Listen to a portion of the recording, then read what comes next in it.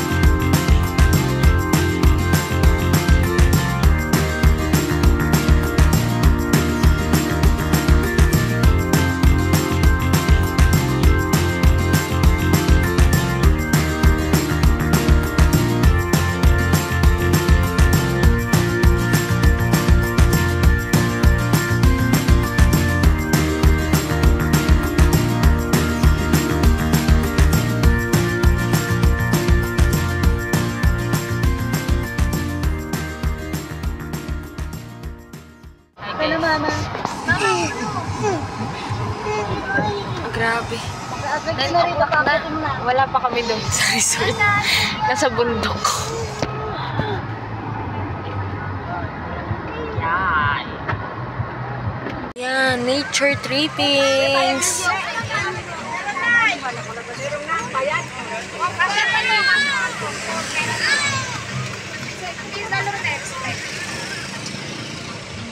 Kami dalawa ni Clay. Magbata. Mama ni Clay. Kalabay sa ano. Kaya sila kampal may bayan. Hi guys. Wala nang parking, so naglalakad kami pababa. Wala din kaming cottage kasi ubos na yung cottage. Charang. Pababa. Ah, shit! Oh my God. Ay, pababa. Ang layo ba ata ah?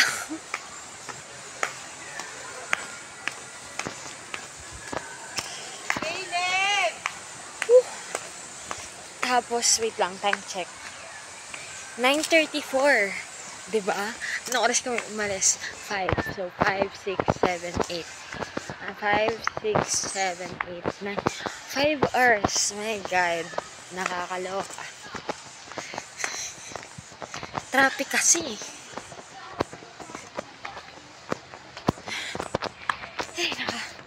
Pakita ko sa inyo yung dinadaanan. Nakikita nyo ang hirap. I mean, hindi pala mahirap. May bit-bit kasi ako kaya mahirap. Ayan, bundok ko, diba? Good luck to me. Nandito na kami. Nakapagpalit na ako. Oh. Nature tripping. Walang cottage. So, ganyan na lang. Ayun. Feeling ko naman, hindi naman ako malilunod kasi parang ang babaw niya, te. My God.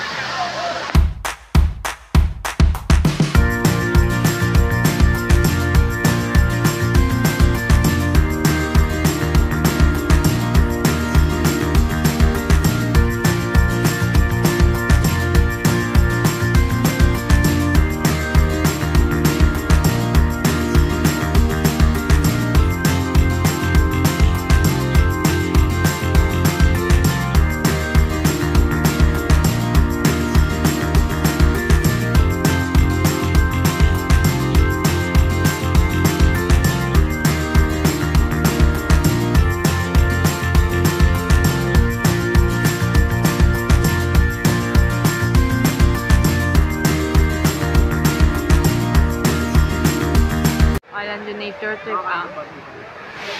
Kahoy.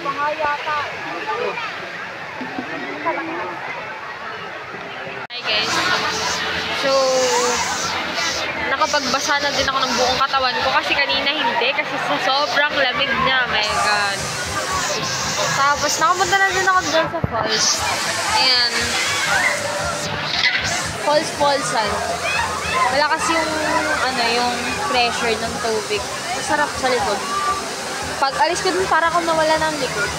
Tapos, nakakain na din ako ng takalian. Ayan, kumakain ko yun. Puso ng sabi. So, ayun.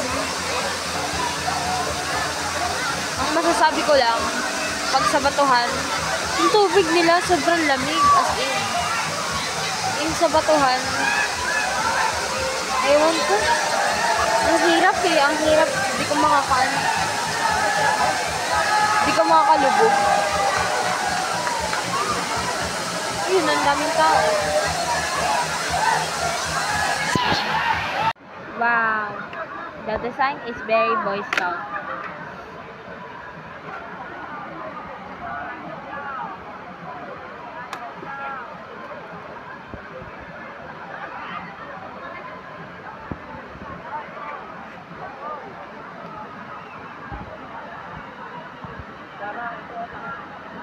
Hello guys.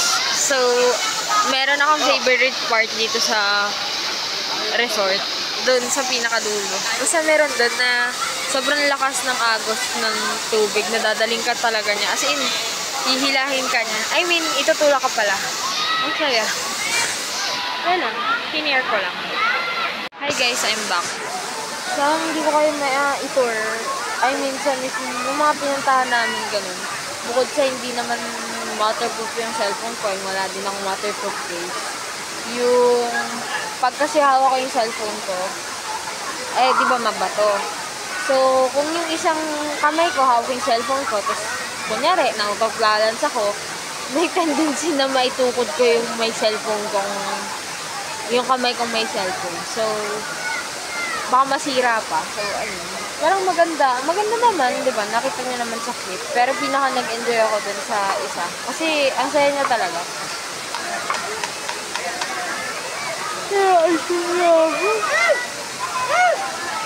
Time check. 1:24 PM.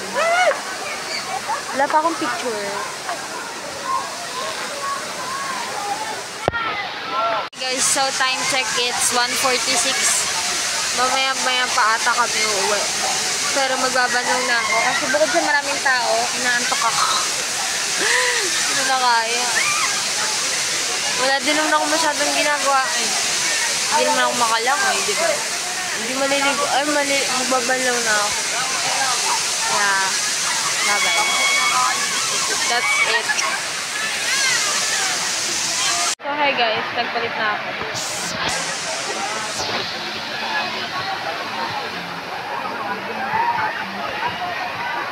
Ngayon, namamati ako. My God.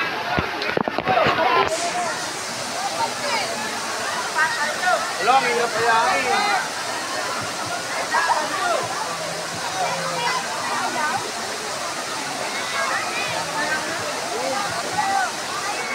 Nyo ba? Nagkaroon ako ng sugat. Ay, hindi pala sugat. Nagasgasan ako dito tsaka sa binte. Dahil natangay ako ng tubig. Sa sobrang lakas ng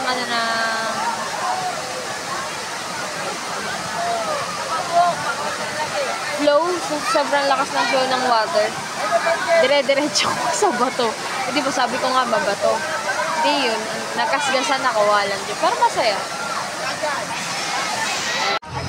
Pauwi na kami guys. Hi guys. So, nasa Makamat na kami. Kani-kanina pa. So, ayan. Bumili si Papa ng walis kami. So, that's all. Sana nadidinig niyo ako sa mga audio. Bye! Sana next time sa dagat na.